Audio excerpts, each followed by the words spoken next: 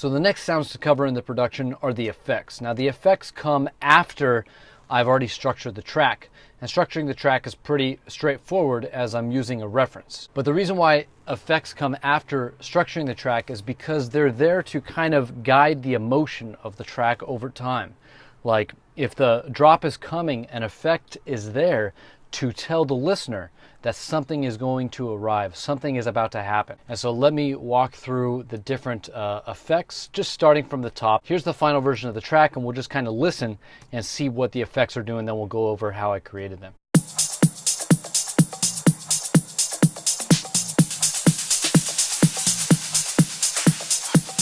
And so how was this sound created? All right, that's right here. Let's listen. Okay, so this is the MIDI for the sound. It's just a noise patch, and I made it with Massive. You can see that the oscillators are all turned off, and I'm just using this bright noise section with the color just a little bit down. And other than that, it's probably just going to be a little bit of a filter here. Not a filter, an amp envelope, and then a couple effects. So let's go ahead and look at what's going on. Okay, so that's the sound. So add Dimension Expander to widen it. And then we have this delay right here. You can see the dry wet is pretty high. And what's going on here? All I'm doing is adding on this envelope to the high shelf here so that I get a little bit more high frequency information at the start of the sound. All right, but that's the patch. And then what's going on with this? So I have a dry version, which is just doing some distortion in the high end, and then I have this reverb right here, bus, and then so it's just adding a little bit of reverb. And like I've talked about before, I just like using this multiband compressor in Ableton as an upward compressor. So what I'm doing is I'm keeping the highs more present by upward compressing the highs, a trick I do all the time. All right, and the next effect is this res effect right here, and it's there just to add something weird and interesting because this would get too stale after it's being repeated. And so let's listen to what that's doing.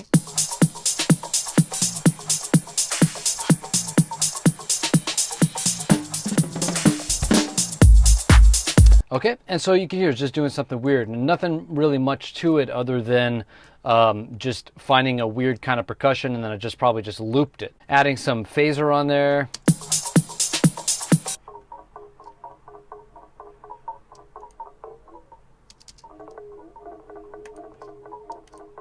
And then some EQ, another phaser.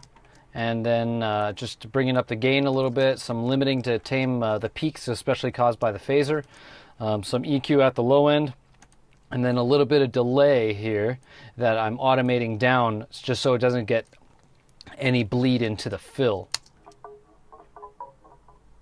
So it just cuts right out right there. And that's literally me just searching through my different sample packs trying to find a fill. So altogether, it just sounds like this again. Let's play the final version.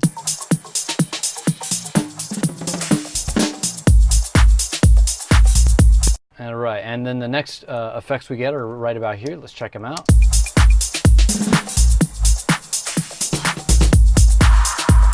Okay, cool. A nice little cluster of effects. That's typically how it is. You want to have a nice little cluster of effects where you have effects that are anticipating something going to happen. You have something that is an effect that's going to accent the moment that it happens. And then you're going to have effects that carry the momentum over. And so you're always going to have these kind of before, during, after kind of trifecta cluster of effects. So let's check out what's going on. I don't know so much if this is an effect, but we have like a little clave right here. And it seems like in the final version, I just decided to keep a very little bit of that. Beep, beep, beep, just like that. And then we get the drum fill again right here. Actually, this is more of a snare roll right here. So you get a little snare roll. You can see it's just from a Cymatics pack. And then one thing I like to do is when I have a snare roll to do a parallel layer kind of and put a reverb on it. So I like to put the snare into a reverb on these kinds of things. And so it's just a little bit of a reverb, taking out some low end. And then at the same time we get a bass cut. So on that snare, as soon as the snare hits, we get a low cut from the kick. And so we actually have a different drum fill here in the final version, and we'll probably see that in the mixing session. So I'll just move on from here. But just a little bit of clave introducing, and then a little snare roll to introduce the low cut. And the low cut is telling the listener something is going to be coming, which is, again, the drop here. So what happens here? Not so much a drop, but the lows kick back in. So what happens right here? All right, so we get the double kick. Again, that double kick there is what is accenting the moment that we've been building up through these last two bars. And so it's all about trying to get this emotional manipulation of anticipating a moment, then emphasizing that moment, then carrying the momentum over after that moment. And so we carry the momentum over with this clap bomb. And this is literally me just taking the clap from the track and slapping some reverb on it. I have a little bit of bit crushing on here, and it looks like I have some frequency shifting that's being automated later on. Okay, so over here. So we'll cover that later. Let's listen to the clap bomb. And then next is we have just this interesting spot effect, which sounds kind of like an avalanche. Cool, so let's look at what's going on there. It's just a pitch down shaker with some delay. So this is what the shaker sounds like. Okay, and then we get a little bit of bit crushing. Okay, cool, and then some saturation. Not doing too much, a little bit of EQ. Just emphasizing that mid-range so that it cuts through. A simple delay here and it's 100% wet, so this is just going to be bouncing back and forth. And then finally some compression just to smooth things out a little bit. Now this is a break, we're introducing something new, and that's where we introduce the vocals.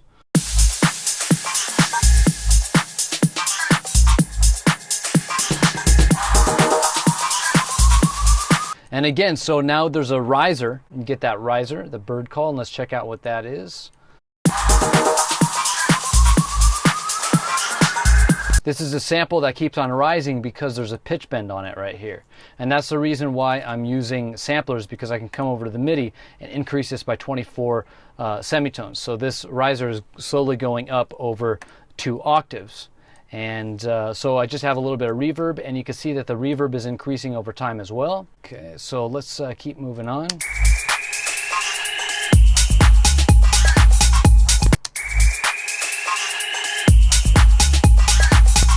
That moment isn't so much emphasized with like a double kick, but we do get the open hat. And so that's the new thing that's like awesome. And then we also now get the vocals going over this drop. So that's some new information for the listener to process as well. And then we get some cool spot effects like this bleep conga thing. Let's check out what that is. All right, so you can see it's literally just a square wave here and just a little bit of some modulation here. From the LFO tool just to make it kind of move back and forth. This is 20 semitones just because I was lazy and I had the MIDI on C probably, and then instead of moving the MIDI I just decided to move the pitch here in massive, and so that's kind of embarrassing, but whatever. And then a little low pass, and that's being controlled by the amp envelope just to create the amount of decay that I want, a little bit of resonance, and then that's about it for the sound. Super simple. And let's keep on going. Just another little spot effect, and this is me actually taking a sample from the vocal. It was at the very end of the Dr. Dre vocal.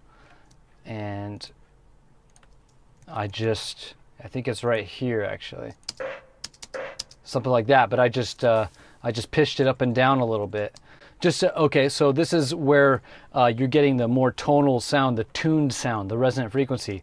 Is I found, let's see, 415. So that's going to be a G sharp because the key is in G sharp, and so I'm just pulling that frequency out of the mix so it sounds more like a tuned instrument. If I take that out, it's there, but just not quite in the same way. All right, cool. So moving on.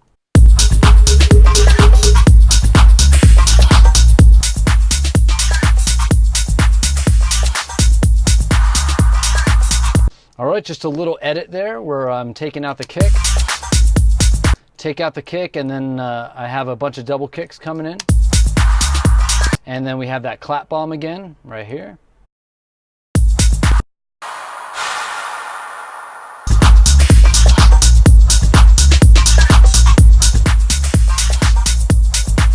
And then we have that reverse vocal that's over here, except I've pitched it down 24 semitones, so 2 octaves.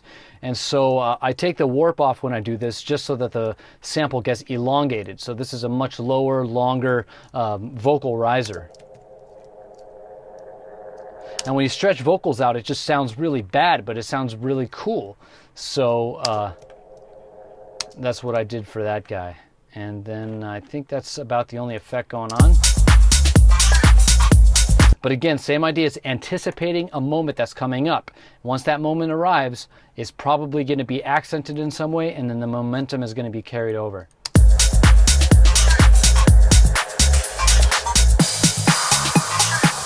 All right, so we get into a high pass, we get into the first break, and we get a high pass kick, and we get a bunch of things going on right here. We get some noise crashes here. All right, so let's check that out. This is just one long MIDI note, and then here we are, and it's just a massive patch. And so again, all the oscillators are turned off except for this noise. It's a bright noise with the color down a little bit, and it looks like I'm modulating the color of the noise with an LFO right here. And it looks like the LFO then is itself being modulated with envelope 1, probably a slow attack, just so that the amount of the LFO here gradually increases. And you can hear how that happens at the end. And it looks like we have a long release here, just so the splash just kind of carries out. Back in those days, I didn't have an artist to work with. I would go to Jimmy's house and have listening sessions. He was trying to help me figure out. All right, then we have some textural elements going on. Now with this shaker thing, let's check it out. One of these simpler instruments is scanning through the and changing the starting point of the sound, and the other one is staying put. So let's check this out.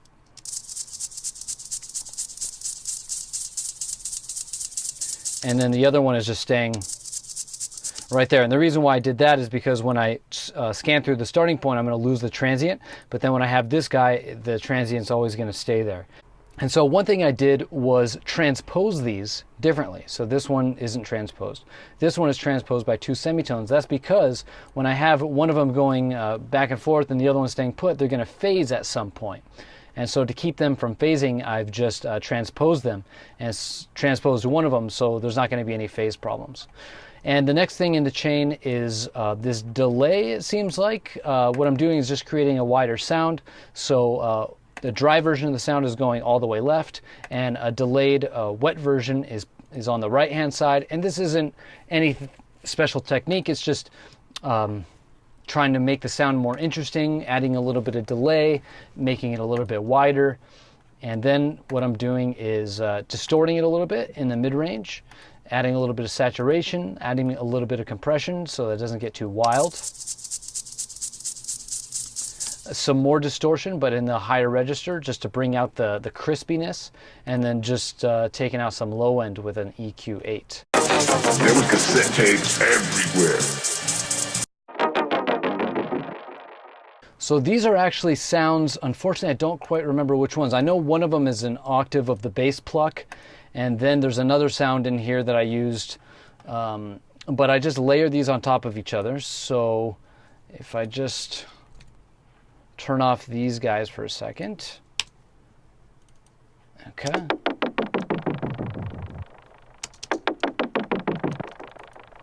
And so what's going on here is I'm just pitch bending down this sample.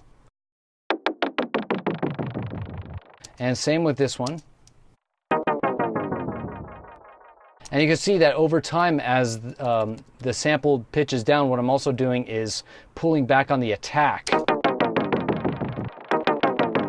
And I'm also filtering down the resonance. So the attack is slowing down, and the resonance is dropping down as well. And those are controlled by these macros. Okay, and that's just to add a little bit of weirdness to the sound. And then finally, we have some EQ. Taking out the lows, we have some widening with the micro shift, the little micro shift. God, I love that plugin. Just a little bit of width there, and then we have some more EQ.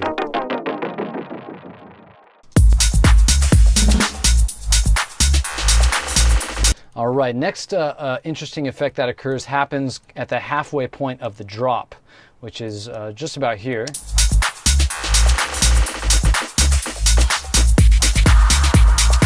All right, so let's check that out. And so you can see here's the automation that's going on. And what this is automating is the loop length of the snare sample. So it starts out a very short loop length, and then the loop length generally increases in length, and so you get this cool sound. You can watch it right here. All right, and that's basically that. And then there's a little bit of a reverb that increases over here, just so that when we get into the next section, it's the snare isn't causing too many issues. You can hear just kind of reverb out there. Now, like most effects in this track, they're going to be in clusters. And so we have a low cut here that's going to introduce the main edit of the drop. And then we have that snare stutter coming through to anticipate the next downbeat of the drop. And so what we have is we have the anticipation, then we have the emphasis, and then we have the carrying the momentum over. Okay, but we anticipate the anticipation even right here. See that snare roll? We create the anticipation with the stutter. We're going to accent the moment by having some new sounds. So that weird lower shaker, and then we also have the clap bomb carrying the momentum over. All right, so let's check out the low shaker.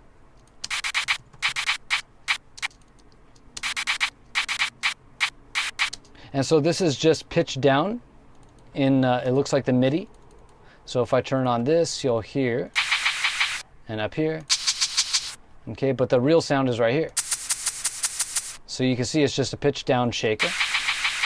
Okay, and then just some taking away some of the transient here with the amp, with the attack. Then we have some pretty drastic EQing going on here, just whatever's necessary. And then some bit crushing. And we have a fab filter, some more EQing, just doing a little bit more fine tuning on the sound. Taking away some of the mud that's created as a result of dropping it down so low, and then also just kind of reintroducing the presence in the mid-range, doing a little bit of saturation just to bring it forward, and then, and like always, doing some upward compression and a little bit of downward compression up here.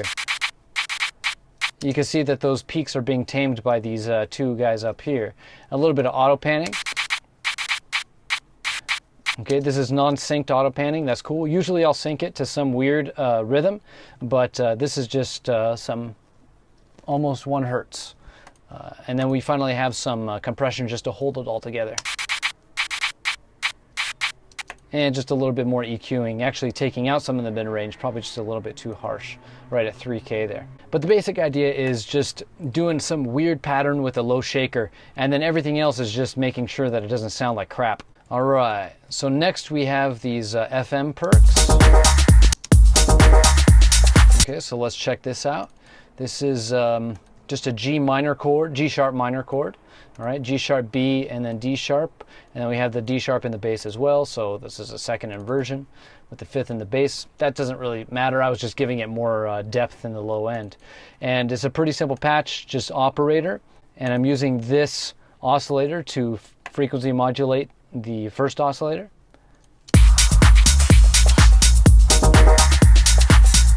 And you can see that the filter opens up. And I'm also opening up the decay as well. So the song gets longer, and it also, the filter opens up over time.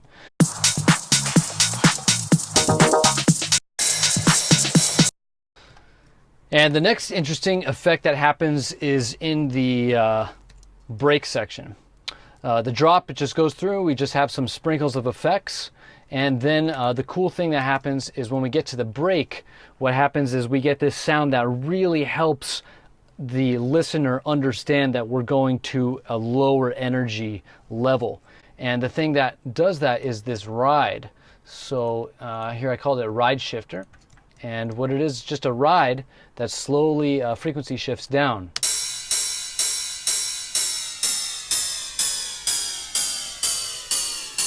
And so the sound is just made up of two of the same rides. This is taken from the machine, I think.